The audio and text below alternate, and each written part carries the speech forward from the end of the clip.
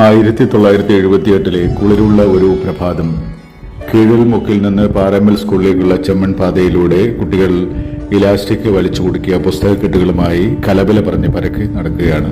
കുണ്ടും കുഴിയുമുള്ള ഈ റോഡിലൂടെ വാഹനങ്ങൾ വല്ലപ്പോഴുമേ വരാറുള്ളൂ. സ്കൂളിനടുത്തെത്താറായി. പൂമുഖമാണ് നമ്മെ ആദ്യം സ്വീകരിക്കുന്നത്. ആനപ്പുറം പോലുള്ള പാറമ്മൽ കാലെടുത്ത് വെക്കുമ്പോഴേക്കും കുട്ടികളുടെ ബഹളം കേൾക്കാം. ആർത്തലയ്ക്കുന്ന അറബിക്കടൽ പോലെ. പൂമുഖം മുതൽ താഴെ അത്തിമരം വരെ തഴച്ചു വളരുന്ന മൈലാഞ്ചി ചെടികൾ. പച്ചപിടിച്ചു നിൽക്കുന്ന ഈ മൈലാഞ്ചി ചെടികൾ അതിലെ പോകുന്നവരുടെ തട്ടം പിടിച്ച് വലിക്കുമായിരുന്നു. പടിഞ്ഞാറ് ഭാഗം വിവിധ ഇനം ചെമ്പരത്തികൾ. പാറയുടെ കറുത്ത വെള്ളഭാഗം മുഴുവനും മൈലാഞ്ചി അരച്ച വെള്ളപ്പാടുകൾ.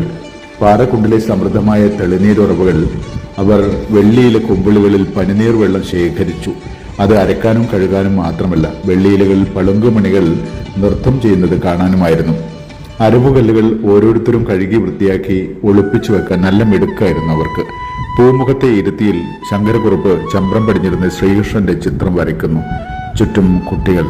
പാറമ്മിലൂടെ തലങ്ങും വിലങ്ങും കുഞ്ഞുങ്ങൾ കുസൃതി കാട്ടിയും നിഷ്കളങ്കമായി ചിരിച്ചും നടന്നു നീങ്ങുകയാണ്. അമ്പലത്തിലേക്കുള്ള ഇടുങ്ങിയ വഴിയിലൂടെ ജാന ടീച്ചർ കുട്ടികളും വരാൻ സമയമായി. ഇരുഭാഗത്തുമുള്ള കൊള്ളുകളിലെ മേലെ നിന്നും ചായപ്പുല്ലുകളും തടിച്ച കൂരിവടി തണ്ടുകളും ചേർന്ന് മേൽക്കൂരകൾ സൃഷ്ടിച്ചിരിക്കുന്നു. ഉച്ച സമയത്ത് പോലും അതിലെ നടന്നു പോകാൻ പേടിയായിരുന്നു. പാറക്കുണ്ടിനടുത്ത് കുട്ടികൾ കൂടി നിൽക്കുന്നത് കണ്ടപ്പോൾ ഞാനും പവിയും ചെന്നു നോക്കി.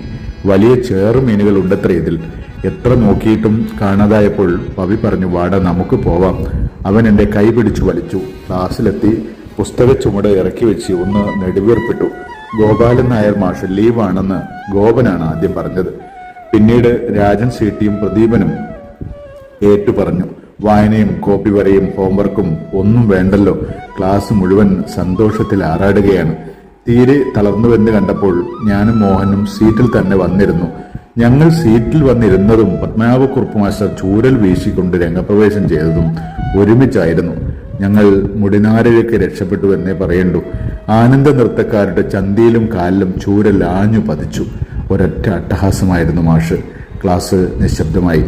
മാഷ് പോയെന്ന് കണ്ടപ്പോൾ രക്ഷപ്പെട്ട ഞങ്ങൾ രണ്ടുപേരും തല്ലുകൊണ്ടവരെ നോക്കി മുഖം പൊത്തി ചിരിച്ചു മണ്ണ് കപ്പി. ജാന ടീച്ചറായിരുന്നു അന്ന് ക്ലാസ്സിൽ വന്നത്. ടീച്ചറുടെ പച്ച ഷിഫോൺ സാരിയും ഭംഗിയായി മെടഞ്ഞു വെച്ച നീണ്ട മുടിയും ക്ലിപ്പും എല്ലാം നല്ല ചേർച്ചയായിരുന്നു. അറ്റൻഡൻസ് വിളി കഴിഞ്ഞ് വളരെ പ്രസിദ്ധമായ കൂവെമേ ഡാലോ എന്ന ഹിന്ദി കഥ ഭാവാഭിനയത്തോടുകൂടി ടീച്ചർ അവതരിപ്പിക്കുകയാണ്. മോഹനും ശശീന്ദ്രനും അപ്പോഴും തല്ലുകൊണ്ടവരെ നോക്കി സഹിക്ക വയ്യാതെ തല താഴ്ത്തി പിടിച്ച് ചിരിച്ചുകൊണ്ടേയിരുന്നു. പിരീഡുകൾ 2 കഴിഞ്ഞു. ഇന്റർവെൽ സമയമായി. തടിയും മൂക്കുമുള്ളവർ അട്ടിയാൻ പൊട്ടിയാൻ കളി തുടങ്ങി. ശ്രീനിക്ക് എപ്പോഴും അസുഖമായിരുന്നുവല്ലോ. വളരെ സ്നേഹമുള്ളവനായിരുന്നു അവൻ. എന്നും വീട്ടിൽ നിന്ന് കൊണ്ടുവരുന്ന മധുരപ്പുളി എന്നെയായിരുന്നു ഏൽപ്പിച്ചിരുന്നത്. മിക്കവാറും 2 വാളും പുളികൾ കാണും. അതിലൊന്ന് ആരും കാണാതെ മുഴുക്കെ ഞാൻ തന്നെ ഭക്ഷിക്കും. ഒരെണ്ണം എല്ലാവർക്കുമായി പങ്കുവെക്കും. ശ്രീനിയും ശശീന്ദ്രനും സ്കൂളിന്റെ താഴെ ഗ്രൗണ്ടിൽ മുഖാമുഖം നിന്ന് വർത്തമാനത്തിലാണ്.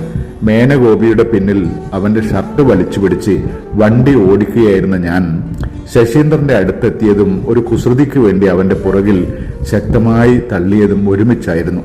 തത്തക്കൊക്ക് പോലെ പുറത്തേക്ക് ചാടിയ ശ്രീനിയുടെ മേലെ നിരയിലുള്ള 2 പല്ലുകൾ ശശീന്ദ്രന്റെ നെറ്റിയിൽ ചെന്ന് പതിച്ചത് ഞാൻ അറിഞ്ഞതേയില്ല. കരിക്ക് പൊട്ടിയതുപോലെ ചോര കുടുകുടാ ഒലിക്കുകയാണ്.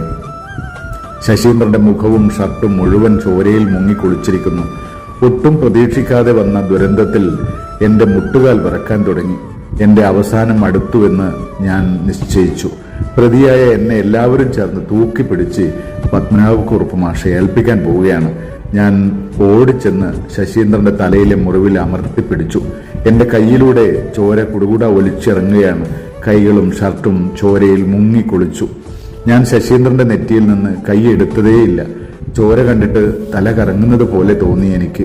പൂമുഖത്തെത്തും വരെ ഞാൻ കൈ എടുത്തതേയില്ല. മുറിവിൽ അമർത്തിപ്പിടിച്ചു. സാക്ഷികളായവർ മുഴുവൻ എന്റെ പിന്നാലെ ഉണ്ടെന്ന് ഞാൻ ഉറപ്പിച്ചു. അധ്യാപകരെല്ലാവരും ഓടിയെത്തി. ശശീന്ദ്രനേക്കാൾ ചോരയിൽ മുങ്ങിക്കുളിച്ചു നിൽക്കുന്ന എന്റെ നേരെയായിരുന്നു എല്ലാവരുടെയും നോട്ടം. പത്മനാഭക്കുറുപ്പ് മാഷ് ചൂരലുമായി പുറത്തിറങ്ങി. ഗോവിന്ദൻ മാസ്റ്റർ അവനെ ഇരുത്തിയിൽ കിടത്തി മുറിവ് കെട്ടി. അമ്മു ടീച്ചർ എവിടെ നിന്നോ ഒരു ഗ്ലാസ് വെള്ളവുമായി ഓടിയെത്തി. പൂമുഖമാകെ ബഹളം. കുട്ടികൃഷ്ണക്കുറുപ്പ് മാഷ് കേസ് വിസ്താരം തുടങ്ങി. ഞാൻ ശ്വാസം അടക്കി പിടിച്ചു നിന്നു. ഇനിയുള്ള ഓരോ നിമിഷവും എനിക്ക് നിർണായകം തന്നെയാണല്ലോ. കൊലക്കയറിലേറ്റാൻ പോകുന്നതിന് തൊട്ടു മുമ്പുള്ള നിമിഷങ്ങൾ എനിക്ക് തലവേദനിക്കുന്നത് പോലെ തോന്നി. ആരും എന്റെ പേര് പറഞ്ഞില്ല. ആശ്വാസത്തിന്റെ നേരിയ കിരണങ്ങൾ ഞാൻ എവിടെയോ കണ്ടു. കുട്ടികൾ കൃഷ്ണക്കുറുപ്പ് മാഷ് ഇനി എന്തു ചെയ്യുമെന്നറിയാതെ വിഷമിച്ചു. ഈ കേസിന് ഒരു നിയത രൂപം കിട്ടുന്നില്ലല്ലോ. എന്താണ് സംഭവിച്ചതെന്ന് ആർക്കും അറിയില്ല. ഇവിടെ ഒന്നുമല്ലാതെ ഈന്തിന്റെ മുകളിലെ തേനീച്ചക്കൂട്ടിൽ നോക്കുകയായിരുന്ന ഗോപിയോട് ചോദിച്ചു, നീ കണ്ടിരുന്നോ ഗോപി? അവൻ നിസ്സംശയം പറഞ്ഞു. ശ്രീനി തന്റെ തത്തക്കൊക്ക് പോലുള്ള മുകൾ നിരയിലെ പല്ലുകൾ കൊണ്ട് ശശീന്ദ്രന്റെ തലയിൽ ആഞ്ഞടിക്കുകയായിരുന്നുവെന്ന്. കേസിന്റെ ഗതിവിഗതികൾ ആകെ മാറി മറിഞ്ഞിരിക്കുന്നു. അവന്റെ തല ചെന്നടിച്ച് ചോര വരുന്നത് മാത്രമേ ഗോപി കണ്ടിരുന്നുള്ളൂ എന്ന് തോന്നുന്നു. മാഷ് ശ്രീനിയുടെ നേരെ തിരിഞ്ഞു. ഓഹോ, എന്നിട്ട് നീ ഒന്നും അറിയാത്തവനെ പോലെ നിൽക്കുകയാണ് അല്ലടാ? പാവം ശ്രീനിക്ക് ഒന്നും മനസ്സിലായില്ല. അവൻ പുലർന്നു വന്നവനെ പോലെ നാലുപാട് നോക്കി. കരൾ രോഗബാധിതനായതിനാൽ അവന്റെ വയറ് വീർത്ത് ശരീരം ശോഷിച്ചിട്ടായിരുന്നു. രോഗിയായതിനാൽ തല്ല് കിട്ടാതെ രക്ഷപ്പെട്ടു. വീട്ടുകാരെ വിളിപ്പിച്ചിട്ട് ക്ലാസ്സിൽ കയറിയാൽ മതി എന്ന വാണിങ്ങും. പാറമ്പിൽ പീടികയിലെ കൃഷ്ണേട്ടനും വഴിപോവുകയായിരുന്ന പടിഞ്ഞാറത്തെ കുഞ്ഞികൃഷ്ണൻ നമ്പ്യാർ മാഷും ബഹളം കേട്ട് സ്കൂളിൽ ഓടിയെത്തി. അവരെല്ലാം കണ്ടിരുന്നു. അവസാനം പറഞ്ഞു, ആ കുട്ടിയെ നാം അഭിനന്ദിക്കേണ്ടതല്ലേ മാഷെ? കുപ്പായവും മേലും മുഴുവനും ചോരയിൽ മുങ്ങിക്കുളിച്ചിട്ടും അവൻ ആ നെറ്റിമുറിഞ്ഞ കുട്ടിയുടെ നെറ്റിയിൽ നിന്ന് കൈ എടുത്തില്ലല്ലോ. ഒരു ജീവൻ രക്ഷിച്ചതിന് തുല്യമല്ലേ അത്? സ്കൂൾ അസംബ്ലിയിൽ പൂച്ചെണ്ടുകൾ നൽകി ആദരിക്കണം ഇവനെ. ഒരു മാതൃകയാവട്ടെ മറ്റുള്ളവർക്ക്. അപ്പോഴേക്കും എല്ലാവരുടെയും നോട്ടം എന്റെ നേരെയായിരുന്നു. ധീരനായ ഒരു യോദ്ധാവിനെ പോലെ ഞാൻ ഞെളിഞ്ഞു നിന്നു.